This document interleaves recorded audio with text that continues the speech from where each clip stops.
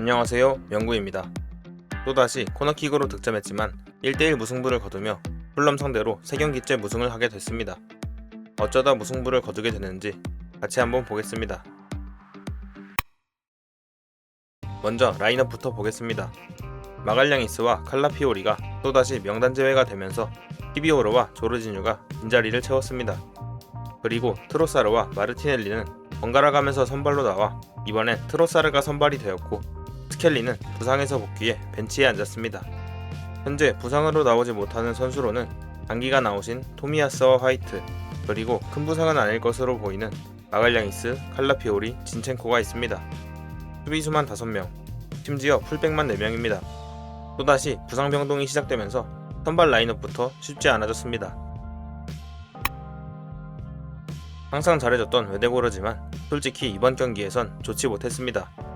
전체적으로 한 템포씩 밀리는 느낌도 있었고 스탯으로 확인해봐도 패스 성공률 87%, 드리블 성공률 0%, 병합은 7개 중 1개 성공, 턴오버는 웨데고르답지 않게 19개나 하면서 이른 시간에 교체아웃 되었습니다. 교체아웃 된 시간도 평소보다 일렀다는 거지 사실 이번 경기 활약을 생각하면 많이 늦었습니다. 이렇게 웨데고르가 부진하거나 결장했을 때 해결해줄 선수는 사카인데 이번 경기에서의 큰 문제는 팀버의 자리를 왼쪽으로 옮긴 것 같습니다. 지금 아스날에서 꾸준하게 좋은 활약을 하고 있는 선수 중 한 명이고 오른쪽에서 사카 웨데고르와 호흡을 맞추면서 타격력이 높아진 우측 공격이었는데 스켈리와 티어니가 있음에도 팀버의 포지션을 바꿨습니다. 파티를 풀백으로 기용하면서 팀버의 자리를 바꿔 우측은 팀버가 빠져 그것대로 공격력이 떨어지고 팀버가 좌측에선 우측만큼의 영향력이 나오지 않을 뿐더러 좌측 선수들의 조합이 우측만큼 공격력이 나오지 않아서 좌측은 또 그것대로 힘을 못 썼습니다. 그리고 파티는 오버래핑이 부족해서 우측 라인의 무기였던 유기적인 스위칭 플레이가 살아나지 못하는 부분도 큽니다. 개인적인 생각으로는 티어니는 쓸 생각이 없어 보이니 인버티드 풀백 역할이 가능한 켈리를 기용하고 팀버를 그대로 우측에 위치시켰다면 우측의 공격력이 더 살아나지 않았을까 합니다. 그리고 또 은화네리는 왜 출전 시간에 제한을 두는지 아르테타가 이번 풀럼과의 경기 전에 로우와 비에이라를 내보낸 이유에 대해서 말했습니다. 은화네리의 자리를 만들어주기 위해서 내보냈다고. 근데 정작 웨데고르 부상일 때도 쓰지 않고 이번 경기에서 부진을 해도 고작 10분 정도 뛰게 할 거면 웨데고르 없는 경기는 생각조차 해본 것 같지 않습니다. 최근 세트피스에 대한 여러가지 방향으로 관심을 받고 있는 아스날입니다. 이번 경기의 득점도 세트피스였습니다. 저번 맨유전 살리바의 득점과 유사했습니다. 살리바는 골키퍼를 방해하는 역할을 맡았고 나머지 선수들이 팝포스트 쪽에서 대기하다가 다같이 들어가는 듯 했으나 트로사르는 팝포스트보다 더 먼 쪽에서 대기, 하베르츠는 돌아서 니어포스트로 갈 듯 했지만 팝포스트로 들어가 공을 따냅니다.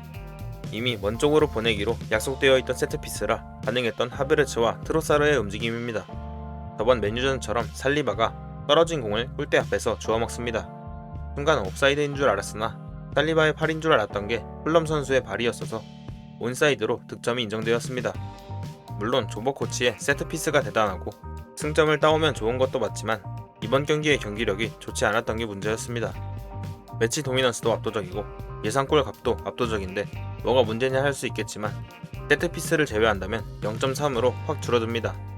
67%의 압도적인 점유율을 기록하면서 후반에 더 많은 공격 기회를 창출했으나 효율적이지 못한 마무리로 세트피스에 의존하게 되어버렸습니다. 세트피스도 잘하는 팀이 되어야 우승 경쟁팀이 되는 거지 맨유전과 풀럼전만 보면 세트피스만 잘하는 팀이 되어버렸습니다. 실점 장면 보겠습니다. 아스날이 전방 압박을 가해 풀럼 키퍼가 멀리 걷어냅니다. 여기서 라울 히메네즈가 가슴으로 공을 받아내는데 히비오르는 나오려고 하다가 고민에 빠진 건지 애매한 위치에 서 있습니다. 이후 로우에게 연결되었을 때는 히메네즈가 대놓고 뒷공간을 노립니다. 이후 테테한테까지 연결되고 뒷공간에 패스를 찔러줍니다. 히비오르는 이 상황에서 대처하지 못하고 살리바한테 책임을 떠넘기는 플레이를 보여줍니다. 맨유전에 마운트 맞고 잘한다 해줬더니 다시 원래대로 돌아온 히비오르입니다. 히비오르의 현 위치는 아스날에서 1순위 백업 센터백인데 우승 경쟁팀에서 이 정도의 플레이를 몇 번씩이나 보여주는 선수면 센터백 서브도 다시 구해야 된다고 봅니다. 실점 상황에서 더 잘 막을 수 있었을지는 애매한 부분입니다. 풀럼이 대부분 수비적인 경기 운영을 해서 크게 할 일이 없었고 안정적이었습니다. 풀백으로선 나쁘지 않았으나 미드필더로 나왔을 때 장악력을 잃어버렸습니다. 코너킥 상황에서 결정적인 헤더 찬스를 놓친 것이 아쉬웠습니다. 두 경기 연속골을 넣으며 승점을 가져왔습니다. 히멘네즈와 누니지를 상대로 빈틈없는 수비력을 보여줬습니다. 마갈량이스의 부상으로 다시 기회를 얻었으나 히멘네즈의 움직임을 놓치는 실수를 했습니다. 좌측에서 수비적으로 안정감을 제공했으나 공격 전개에는 큰 기여를 하지 못했습니다. 사카를 향한 로빙 패스를 자주 시도했으나 타이밍이 맞지 않은 경우가 많았습니다. 중원에서 안정적으로 공을 지켜내는 모습은 긍정적이었습니다. 공격 전개 과정에서 골 소유는 잘했으나 결정적인 기여는 부족했습니다. fulham의 견고한 수비에 평소의 영향력을 발휘하지 못했습니다. 좌측에서 적극적으로 공격에 가담하며 팀을 이끌었습니다. 세트피스 상황에서 정확한 킥이 또 빛을 봤습니다. 전반전에는 몇 차례 좋은 찬스를 만들었으나 마무리가 아쉬웠습니다. 후반전에는 다소 존재감이 떨어졌습니다.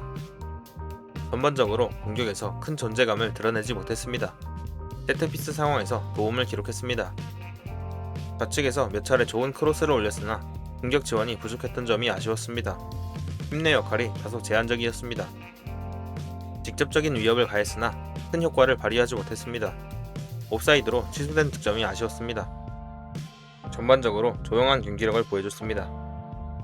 공격적으로 큰 기여를 하지 못했고 세트피스 상황에서도 영향력을 발휘하지 못해 아쉬웠습니다. 출전 시간이 짧아 점수는 주지 않았으나 인상적인 탈압박 장면이 있었습니다. 이번 경기의 베스트는 살리바, 워스트는 키비워르입니다.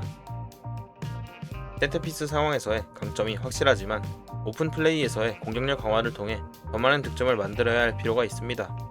fulham과의 무승부는 실망스러운 결과였지만 리그 경쟁이 아직 끝나지 않은 만큼 향후 경기에서의 반등을 기대하겠습니다. 다음 경기는 챔피언스 리그, 홈에서 모나코를 상대합니다.